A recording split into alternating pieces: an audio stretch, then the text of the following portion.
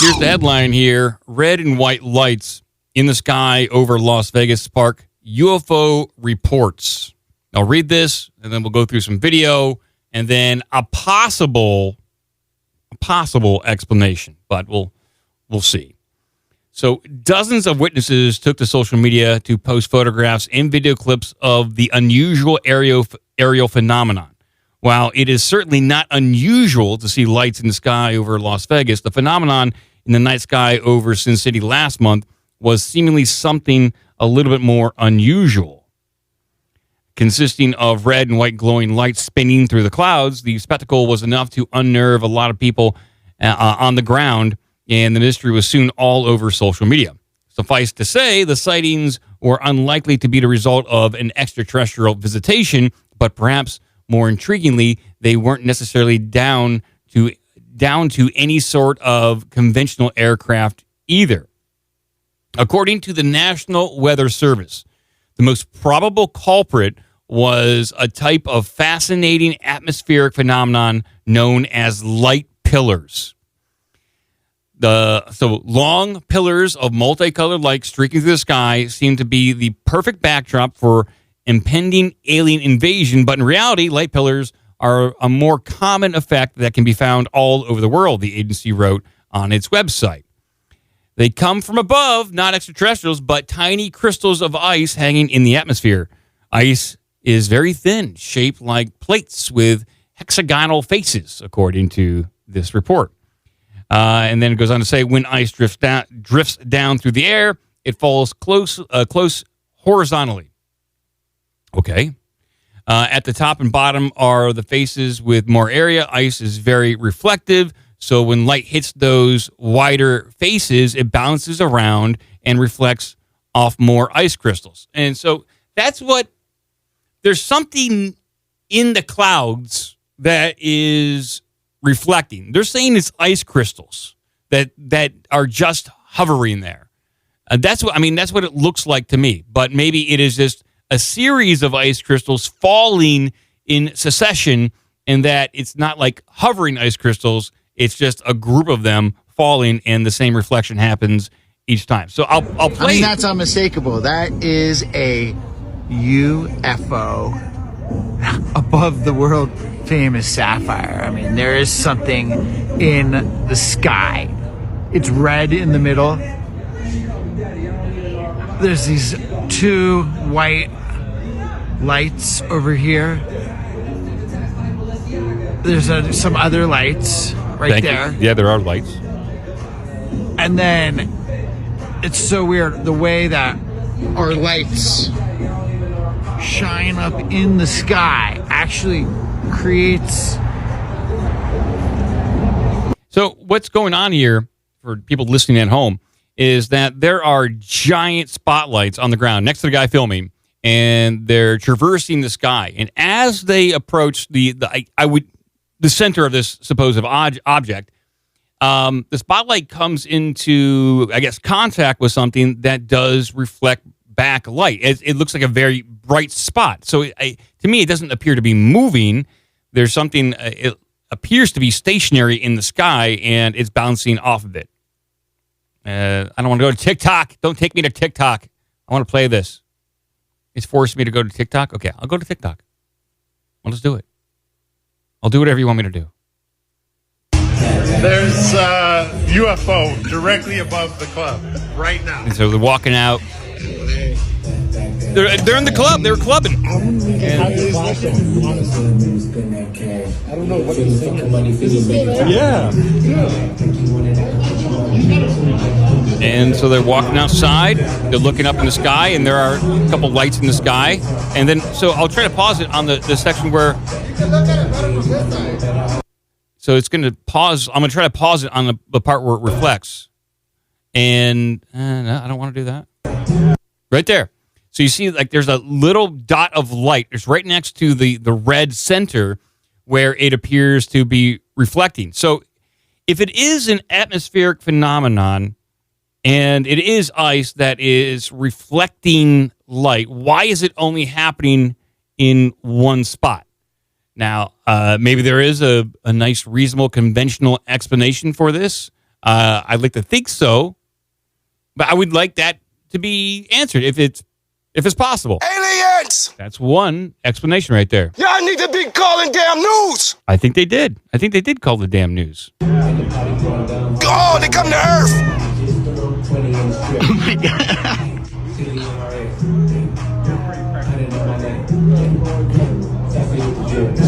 I mean, it's fascinating. It looks very interesting, and that's. I mean, there's got to be more video of it somewhere. But that's the one. That's the most popular one going around on social media. It looks fascinating. I don't know if there. I tried to look at the local Las Vegas news to see if there was like a local news report. There apparently was no radar report of anything. Just a lot of these different videos from different angles. And so they're chalking it up to atmospheric phenomenon.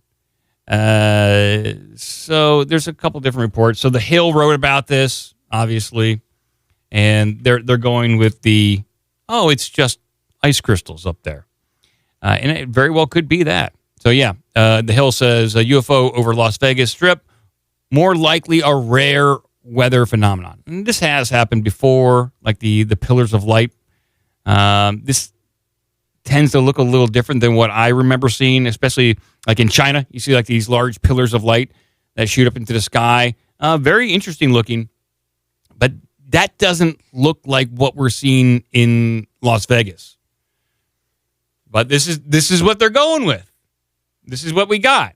So, okay. Y'all need to be shooting this shit right here. They were. They looking at us. Okay. They're looking at us. So that's all I got on that one. We will move on post-haste.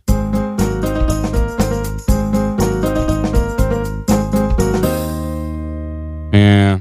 Okay.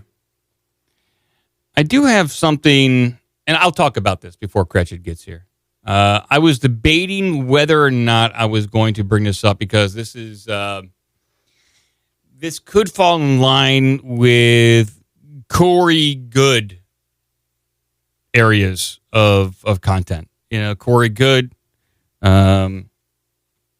claims to have been part of the secret space program and that he is receiving memories through a conduit via meditation to receive additional information about his 20 years in the secret space program and back. I think he's BS, and same with David Wilcox. And he's currently in litigation. But there is another piece of audio that it kind of feels the same way, although the person actually doing the speaking, he comes off a lot, I don't want to say credible, but at least a lot more likable. And this is from the Regina Meredith YouTube show. Regina has a show on Gaia.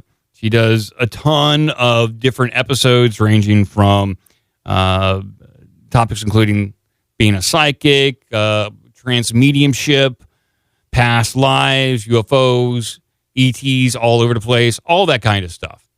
And so she had a person on that just goes by the name Tim. Oh, Cretched's here. There you go. Cretched is here. Let's ring him in. Yay! I should give him a whoop. There he is. He's whooping. There he is. Sorry for the delay. That's all right. Engineering. I half-assed that project estimate. Well, I mean, it's better to get something done than nothing at all, right? I'm going to have to redo it in a week, but yeah. So I was getting ready to talk about a quasi Corey Good kind of situation. Uh-oh. I got the right hat on then. Yeah, you do. Space Force hat. Yeah, for anyone just listening at home.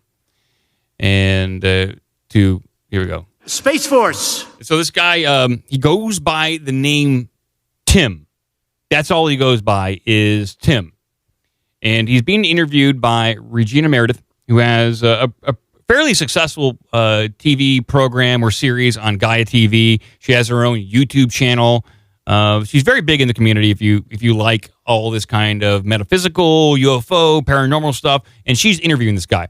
This guy claims to be working on a project in Germany that is communicating with different entities using particular types of technology to interact with these entities at different frequencies. Higher frequencies is what he is claiming. And specifically, he and his group claim to be communicating with something they call Bean 6, like Alien 6, a bean. Not a bean like you're going to eat beans for dinner, bean. And they're communicating with this entity, and they're having a back and forth, a general conversation, small talk, chit-chat back and forth. And he is providing information about our reality, about the nature of humanity and time in general. And so in this first clip I have, he talks about, Tim, he talks about dreaming and frequencies. Now, a few episodes ago, we talked about the different dimensions that we all could occupy. I think it was ranging from like 3 to 10. And there is like a dream dimension. Well, he references this as like the dreaming that we do is in a particular frequency. And it's a little hard to understand because he's German, but here it is. A frequency, a wavelength, basically doesn't mean that you necessarily have space at all. So one very popular example that I'm always bringing up is like when you dream, you're actually in a certain frequential harmony. But it's not possible to locate your consciousness at all because we're always measuring from the outside, from the 3D perspective, from whatever dimension we can fill in. But there's actually no way to locate your consciousness while you're actually dreaming. So that's an interfrequential field. So he's talking about these different levels of frequency which we can interact with, and by just naturally, one is the dreaming frequency, and he says they have a particular piece of technology that enables them to communicate with even higher frequencies and directly communicate with Being 6. Now, he goes into the background here of Germany and what they were doing during World War II, and for people in the UFO community, I think it's fairly common knowledge that the Germans, they were pretty interested in the occult, and that they possibly, according to speculation and rumor, were using some sort of channeling through the Vril Society in order to communicate with some form of extraterrestrial to get wonder weapon technology. That's the speculation here. That ranges from like the Nazi Bell to all the crazy aircraft that they had. But he goes into a little bit of what Germany was doing. So that's actually a long history to trying to communicate with these kind of interfrequential beings in Germany, because that all started, some time ago in World War II, actually, where they set up some kind of projects in order to what they called the Außengeist, which actually means the mind from outside. So basically, the German scientists at that time, 1942, I guess, was the time span around that. They had this concept of the universe is operating in consciousness even outside our perceptible field. So he goes on to say that the Germans, they were in communication with these higher entities at different frequencies, and that the Germans were actually given the ability by these entities to create LSD, but Hitler didn't want to use it or didn't know what to do with it, so they didn't decide to implement using LSD in a massive way. I don't know if the Germans did. I always knew this story of LSD when it came to like Timothy Leary and all that kind of stuff.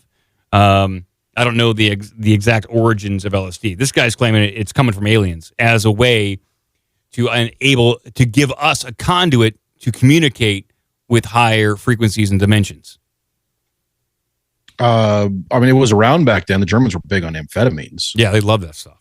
But I think it was developed in the 20s or 30s, so it was around before Timothy Leary started doing all his research into it. But this guy is saying it came from aliens. All right. Okay, so the aliens are now showing up and being like, "Here's some drugs. Take these." Mm-hmm, yeah, that's one step from like, "Hey, kids, want to check out my van?" Not that far away. But when it comes to like modern day usage of DMT and what people see when they go to the DMT land, and I played clips from that, they see machine elves. Some people do walk away with some pretty interesting knowledge of what these machine elves do and what their technology is. They claim, the DMT elves claim to have like wormhole memory technology where they can use our memories to jump into any part of the timeline that we have lived. And since we've all lived the timeline, they can just jump around using that technology. And that the machine elves are everything everywhere all at once, and they're intimately familiar with all actions you will take and have ever taken. They're like everything. Like a time tesseract thing. It's something like that. And the machine elves are just out there dancing and partying, and they can't wait for you to join them again one day. We'll see what happens. I might be busy, but we'll see. This last clip I have from him, he talks about the technology that is used in order to communicate with these higher frequency entities. So the setup itself is you have, special isolated boxes, containers, so to speak, where one person, a human or whatever life form can enter. And you isolate this room, and you then use special coils in order to compress the frequencies of reality in one location. So what's going to happen is that the frequencies of that room are getting so compressed that through this you can actually communicate with this being 6, which is actually a translation from the German word. So it doesn't really have a name in that way, because what's interesting is that it operates at level 6 consciousness, while most people on this planet are actually mostly operating on level 3 conscious or level 4 consciousness. Maybe 4? Ooh, and so nice timing. you can go up to level 6. Now, what he says, like level 6 consciousness, is that is a consciousness that can basically see all of time, and that they are not within. They're overseeing time. They're outside of our timeline. We're down here. We're in the muck. We're living it, but they are above it, and they can kind of see all branches of the timeline. And Timothy says that our reality is basically like a timeline. If you picture a timeline, and it is like a Christmas tree, a pine tree, where there's a bunch of different branches. Some of the branches go out further, and some of them are more closely closer to the trunk. But he says that time will spread out like that in these different branches, but ultimately will collapse back in to the main trunk. Now, the entity that they're so things branch out, but come back. I mean, he says that it will ultimately collapse back in, like the main timeline, our main timeline here. Like there are other branches of the timeline. There are some that will fade out of existence, like the end of a branch or a needle. But then there are hardier branches that will live a little longer. Let's see, Admatos in the chat. Yeah, Yggdrasil from Norse mythology is built that way. It's a tree with branches, and some branches are longer than others. And if you look at maps of the universe, it's even built that way. I mean, the universe, despite the fact that if you go back to the singularity of the Big Bang, you would think the universe would be the same size all the way around, but it ain't. So what's that all about? So it is multifaceted like that. Tim I'm speaking about Tim here. Tim goes on to say that there are other races. Like he happens to be talking to a race that is somewhat friendly, somewhat interested in exchange of information. But he said there are other races that are coming here, like the Greys, that are neither good nor bad. They feel, the Greys, they feel they are doing something that is best for us. They have good intentions, but he calls them a gardening race, meaning that there are a couple ways to garden. You can either plant it and set it and forget it, or you plant your crops and you come back and you check up on them to make sure everything's going according to plan. So he calls them like, hey, they're coming back to check up on the crops that they planted, that being us. And he said there's mostly well-intentioned extraterrestrials out there. He said about 95%, but there are 5% out there that are bad. They're the baddies, and you got to watch out for them. So they're kind of like the psychopathic races. Maybe that could be the reptilians, the lizard people, but that would kind of make sense. What is you happen to know the percentage of people on this planet that are psychopaths? It's like a smaller percent of the group. I don't know. Based on recent elections, I'd say close to 40%. Pretty high. I would say pretty high. But they also, like, the psychopaths tend to be real go-getters, and they will do anything to get to the top or to achieve the power they think they deserve. So maybe there are some alien races like that. He says that. I mean, so he hasn't said anything really proprietary, stuff that I really haven't heard before. He didn't divulge any like super specific information about this. I just found his use of frequencies and contacting higher entities fascinating. I wish he'd go more into specifics, but it did remind me a little bit of the HBO series Dark Materials, which just wrapped up its series, and it was very satisfying, and I recommend anybody who's kind of into this kind of stuff, check it out. It does a very good job of kind of weaving its story together, but also weaving into like some of the weirder conspiratorial stuff, like kidnapping of children, alternate dimensions, higher levels of existence, all that kind of stuff. It's weaved together really well, and it's shot beautifully as well. So check it out. Estimate from the 2005 book The Sociopath Next Door. Sociopaths makes up 4% of the U.S. population. Okay. Well, Tim was saying that the bad races are only like 5%. So that's close. So 4%, that doesn't sound like you're like, that's not many. Keep in mind, because people are bad at statistics, 4% of 330 million is 13 million people. That's a lot of psychopaths. Uh-huh. How many people are in government?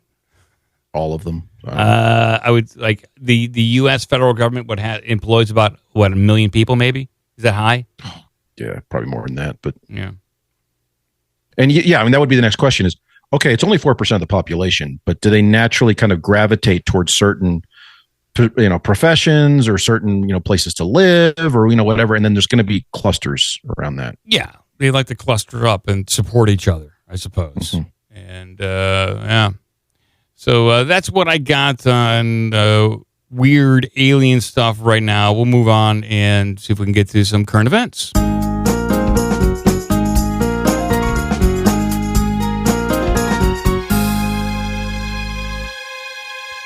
All right. Well, I find a gif of Ron Popeil saying "Set it and forget it." That's what happened to us.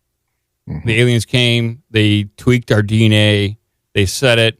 But no, they didn't. I guess for a couple thousand years, they have overtly forgotten us. But if the stories are true, they're coming back and checking up every now and again, grabbing your balls, touching you, doing whatever they got to do to get the job done. So here's a question: if that's how they're tending their garden, they're planting everything, they're leaving, they're coming back later. Balls. When they come back later and they don't like what they see, are they just going to plow that field under? Well, the Great Flood, 12,000 years ago.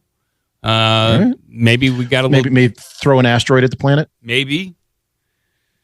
Yeah, that's what I think partially the Book of Enoch is about. Is wicked man. But they try to blame everything on us, so they just wiped out. Like they threw a great flood, but wasn't it the Nephilim that just kind of got out of control And so God came down and said, listen, you guys are doing some bad stuff. I'm just going to wipe out the entire thing and start fresh.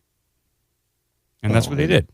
There's flood myths in like every religion. But yeah, and that was part of it was, I hate these dinosaurs. Yeah. Flood them out.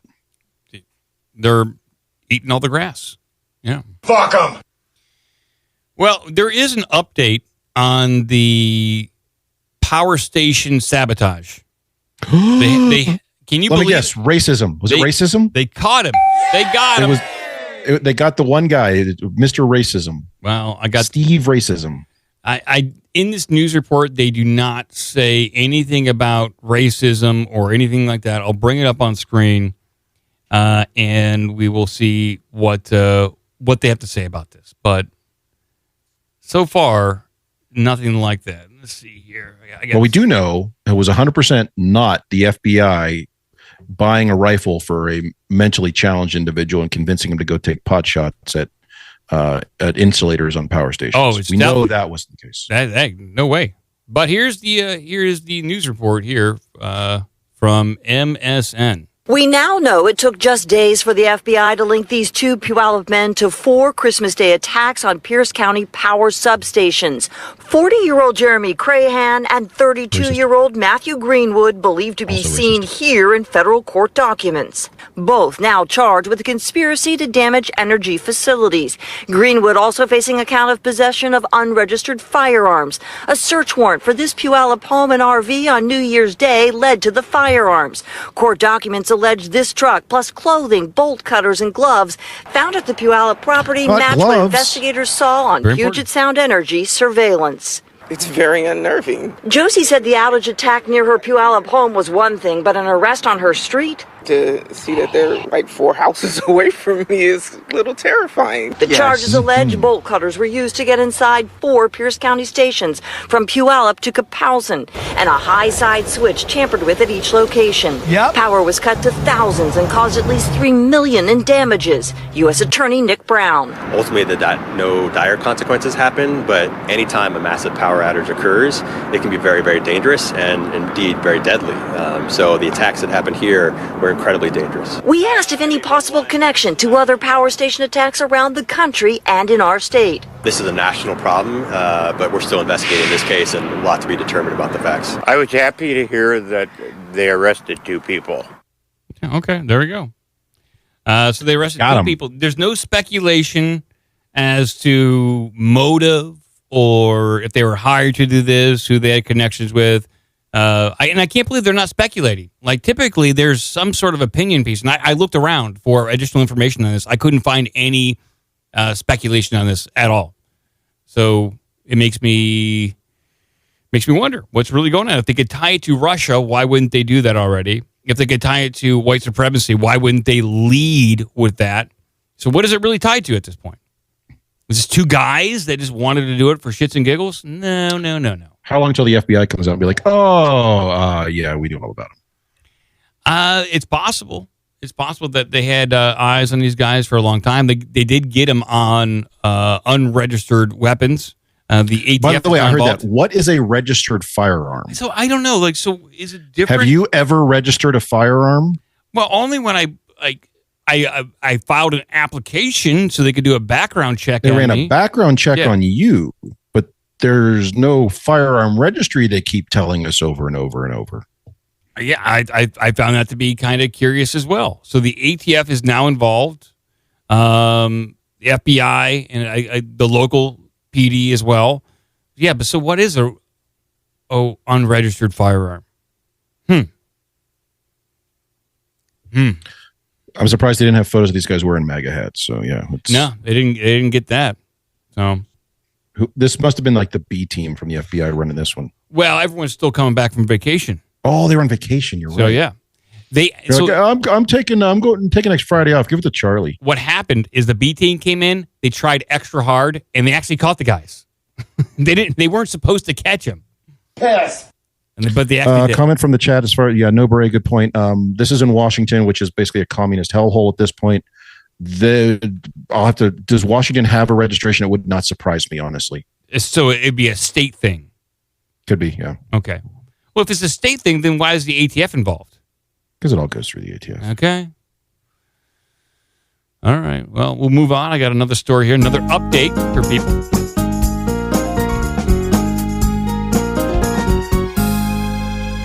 What about that reminds me, what about the power, was it in North Carolina somewhere? There was one in, I think, Virginia that they were trying to blame on white supremacy because the power went out to like a drag queen storytime show. Okay. And so they were trying to blame the right or anybody that wasn't them on that, and not just like maybe just a local accidental power failure or just maybe two other kind of politically affiliated people. And that dropped. If you notice, like that's not in the headlines anymore. And so if they can't explain these things and they don't really have a good motive, they're not going to talk about it. That means there's something else going on. Either like these guys were like hired to do this, or other teams were hired to do this and they can't stop it. So they're not going to talk about it. The weird thing is, I mean, this is what I don't understand. If they have quote unquote firearms, and from that one photo, they look like they were just hunting rifles. Yeah. So a 30-06, I mean, that's got a lot of punch to it. Why do you have to use bolt cutters to get into the station? You can sit across the street and do that. It just doesn't make any sense. So it did say they went in there and they flipped a few switches. So I guess they had to go in there to do that, to actually get access and flip some switches. But you imagine a couple bullets might do the job that you're looking to do. Mm-hmm. I don't know. I guess there's beeping lights. There's switches that need to be flipped and all that kind of stuff. Who knows? But yeah. What about all the ones that Shatner saw that were blinking and flashing and flashing and blinking? And it's too confusing for most people. What about they also had lights that were blinking out of sequence? Well, you got to get them to blink in sequence. Yeah, in sequence. That really helps. But here's our next update here. So CIA report says Havana Syndrome may be caused by environmental factors, unidentified health problems, and stress. That's good news. Is environmental health factors, does that include climate change? I would say that it probably could. Let's see if the article says this. So the Havana Syndrome, which started back in, I would say, late 2016. Yeah, 2016 or so, yeah. At the embassy in Cuba, Havana, Cuba, where people started hearing like loud buzzing and chirping cricket sounds. People suffered massive brain injuries. They felt sick and nauseous. This then persisted. There are some people overseas that I think near China or in China that experienced something similar. They were attached to Kamala Harris's entourage. Vietnam, yeah. And then it happened. They confirmed again. It happened in D.C. and other people were reporting this thing go on in D.C. So it wasn't just an isolated incident. But here's the CIA's explanation. So. Experts have been claiming for years that Havana Syndrome, diagnosed in American government employees and their family members, is likely caused by exposure to electromagnetic or microwave energy, also known as radio frequency, RF. In August of 2022, the Biden administration started providing financial compensation to some victims. However, allegedly, few, if any of them, are employed by the Central Intelligence Agency. In September, FBI agents who reported symptoms claimed that they were also being ignored by the government. So some of them hired lawyers and filed suit, I guess. More recently, the CIA issued a new report about what may or may not be causing the health conditions. Well, it sounds like, I'm just going to guess here, they're blaming everything on the environment because they do not want to pay up.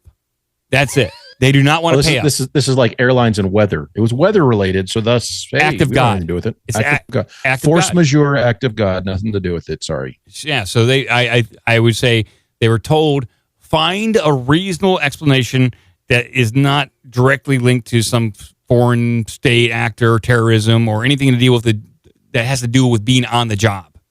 But here, this is. Could they blame it on the rain? They should, like Milli Vanilli. Wrong. You got it.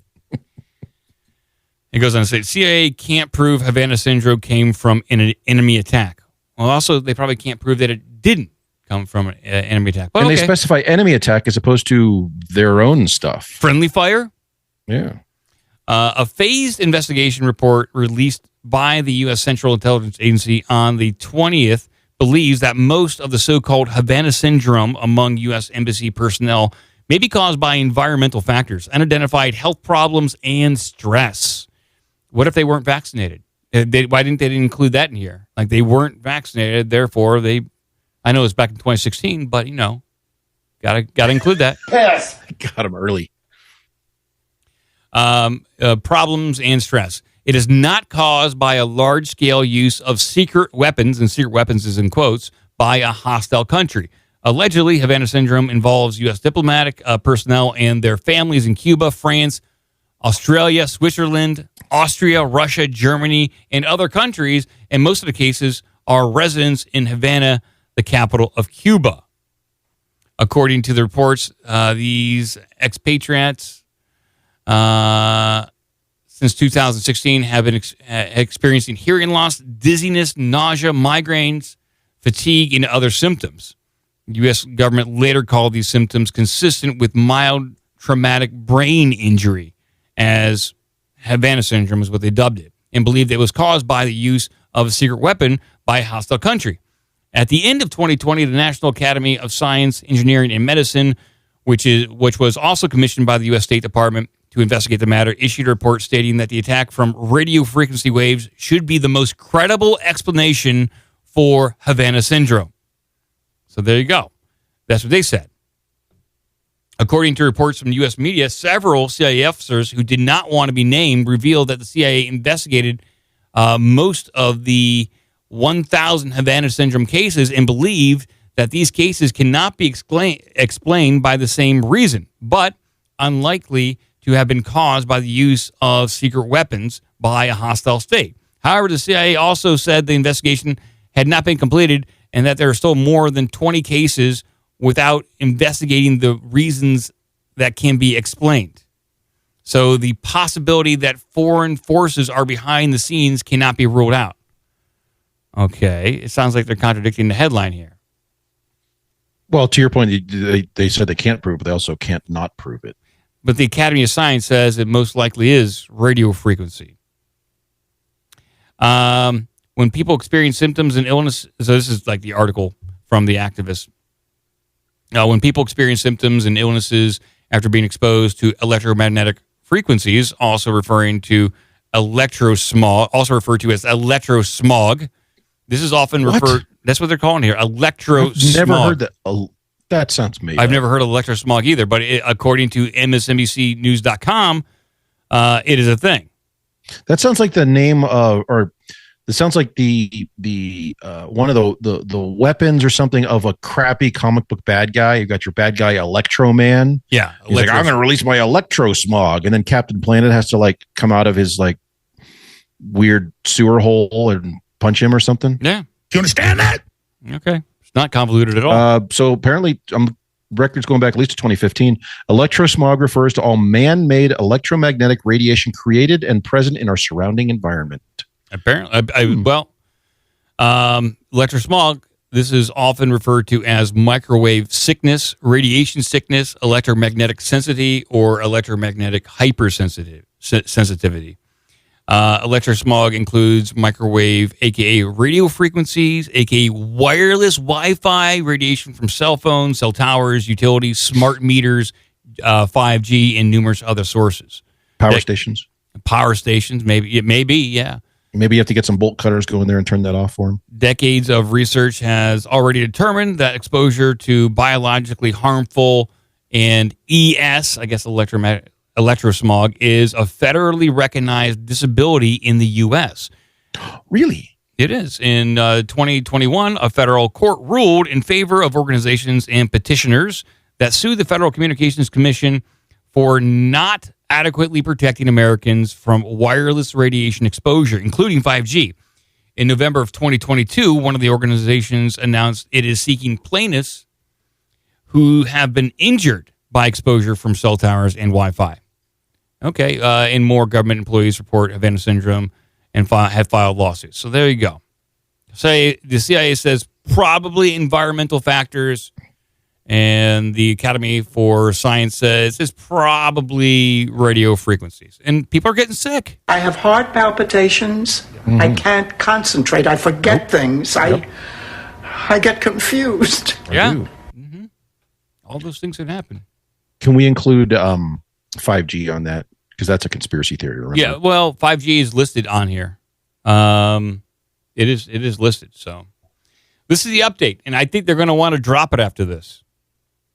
Like, this is like the CIA is going to, like, drop it. Like, no more. They have, like, 20 more cases? What are they really going to find? They're just going to, like, close the book on this one completely? It didn't happen. That's it.